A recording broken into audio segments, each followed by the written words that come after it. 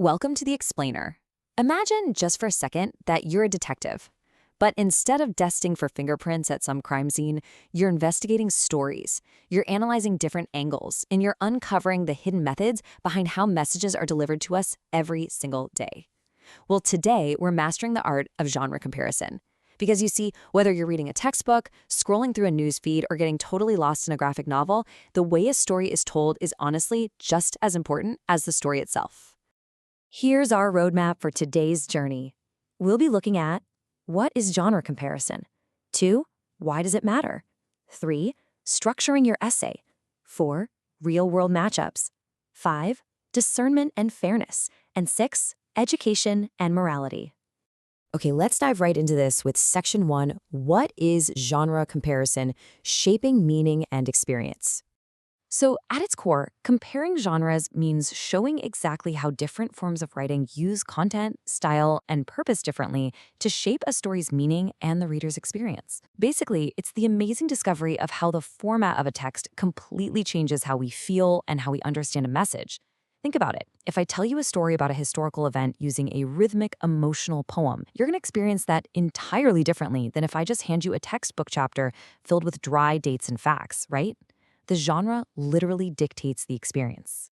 Now, before we get into the actual nuts and bolts of writing, the HeroesMart curriculum really emphasizes the attitude you bring to this work.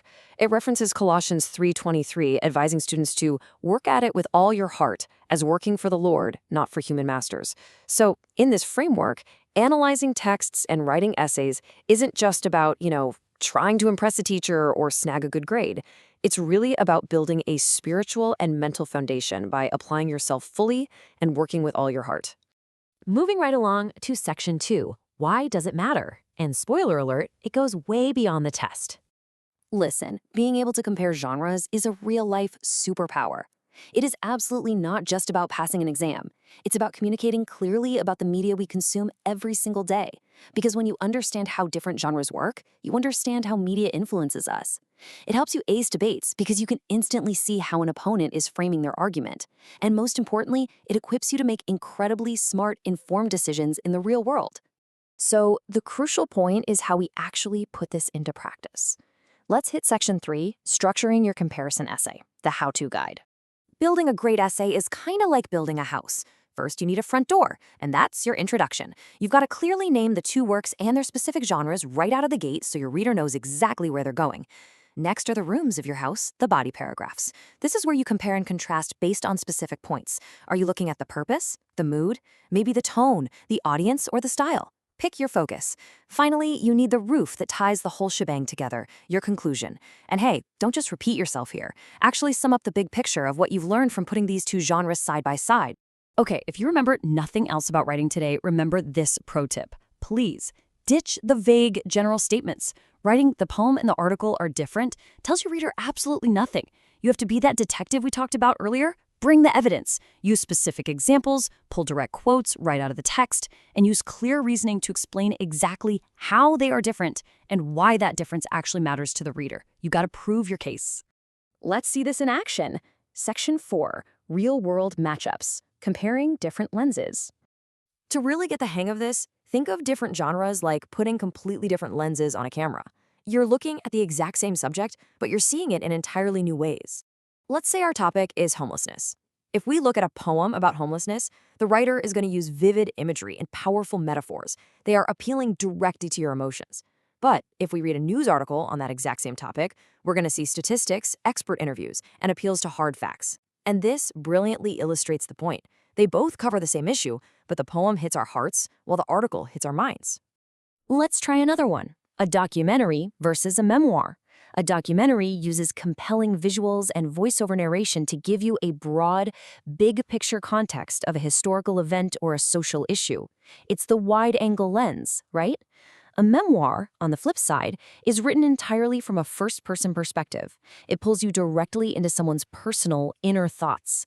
It is the microscopic lens that gives you deep, personal insight you could literally never get from just looking at the broad facts. How about a graphic novel compared to a short story? In a graphic novel, the illustrations are doing the heavy lifting to convey the mood, and the visual layout actually dictates the pacing of how fast you experience the story. But in a short story, Well, there are no pictures. The author has to use incredibly descriptive text, and the pacing relies entirely on your own imagination and interpretation. The visual medium completely changes how you interact with the narrative. All right, let's hit pause for just a second. I want to give you a quick homework challenge to lock in what we've just covered. Ask yourself right now. 1. What are the main parts of a comparison essay? 2. Why is it so vital to use specific examples instead of general statements? 3. Can you name at least one point of comparison, like mood or tone? 4. How does a solid conclusion strengthen your whole argument? And 5. For your actual assignment, pick 2 genres we haven't discussed yet and compare them. Moving into Section 5, Practicing Discernment, Listening Before Answering. The source material bases this next concept on a pretty powerful verse, Proverbs 18:13, which states, "To answer before listening, that is folly and shame." Within this curriculum, this is really the cornerstone of good analysis. If you read a text and immediately jump to a conclusion without actually trying to understand what the author is doing, well, you're missing the point.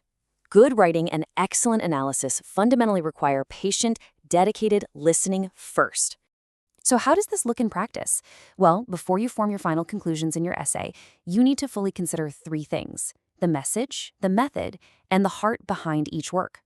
Taking the time to really look at the author's heart, that builds true empathy. It sharpens your critical thinking and ensures that when you finally do respond, you're doing so with both grace and truth. Which brings us to our final part today, Section 6, Education and Morality, and the HeroesMart philosophy. This ties the whole explainer together. The HeroesMart Godly Learner series argues that education without morality will ultimately hurt. Think about it from their perspective for a second. What is the point of learning all these amazing techniques to write a brilliant comparison essay if you lack a moral compass? In their view, intellect without a good heart is useless, and honestly, sometimes it's even dangerous. To counter that, the curriculum offers a really uplifting promise based on its faith foundation. Pointing to Romans chapter 8, it teaches that keeping a spiritual mind brings true peace.